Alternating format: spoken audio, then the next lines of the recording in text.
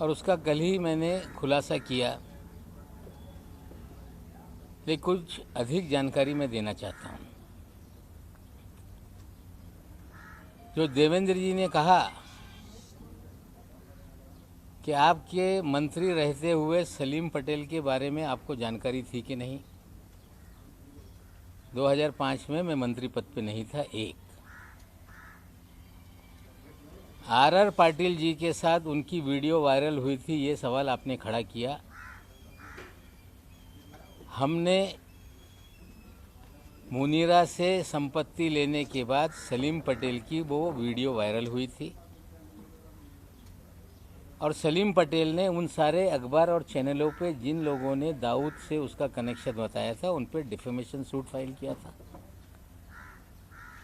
और 5 महीने पहले मैंने जानकारी ली सलीम पटेल का देहांत हो गया और सलीम पटेल ये मुनीरा का पावर ऑफ अटॉर्नी था।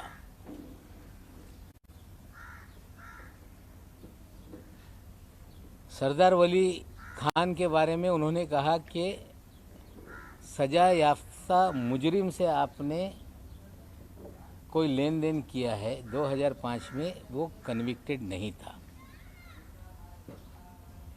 जो वॉचमैन वहाँ पे था उनका लड़का था। 300 मीटर पे 7/12 पे उसने अपना नाम चढ़ा लिया था रेक्टिफिकेशन करने के लिए कोई कागज़, वो हमने उनको पैसा दिया था, ये सच्चाई है।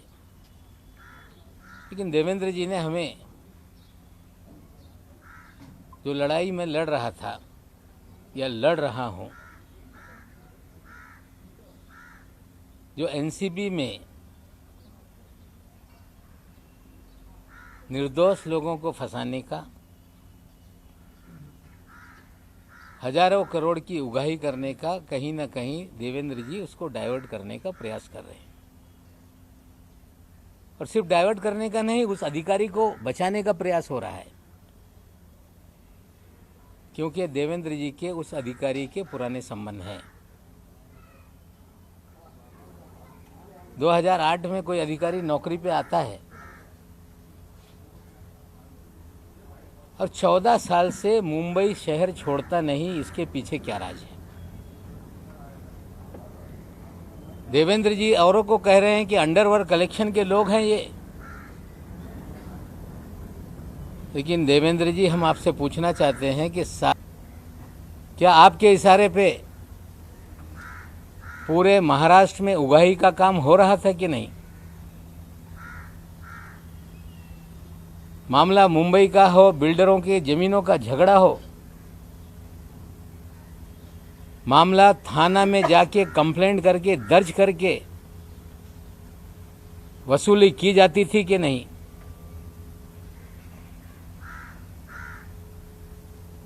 जमीन मालिकों को पकड़ के लाते थे और सारी जमीनें अपने नाम पे लिखा ली जाती थी, ये सच है कि नहीं? क्या आपके कार्यकाल में विदेश से लोगों को फोन आते थे, कुखायत गुंडे फोन करते थे और पुलिस वाले मामला सेटल कर देते थे कि नहीं? लेकिन सबसे गंभीर आरोप मैं लगा रहा हूं देवेंद्र जी आप पे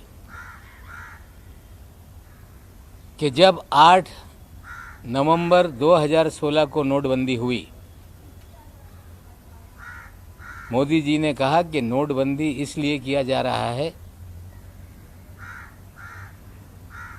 आतंकवाद खत्म होगा, काला धन खत्म होगा। और एक बात मोदी जी ने कही थी कि बड़े पैमाने पे जाली नोट है, उसे खत्म करने के लिए हम नोटबंदी का काम कर रहे हैं। जब नोटबंदी हो गई, पूरे देश में जाली नोट, चाहे पंजाब हो, 2000 के 500 के जाली नोट पकड़े जाने लगे। मध्य प्रदेश में जाली नोट पकड़े जाने लगे, तमिलनाडु में जाली नोट पकड़े जाने लगे। लेकिन छापेमारी की जिसमें 14 करोड़ 56 लाख रुपए के जाली नोट पकड़े गए।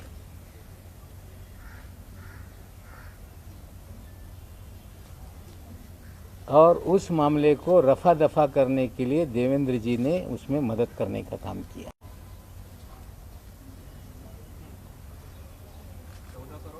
56 लाख रुपए डीकेसी में 8 अक्टूबर 2017। साथियों, जाली नोट का nexus ISI Pakistan Dawood via Bangladesh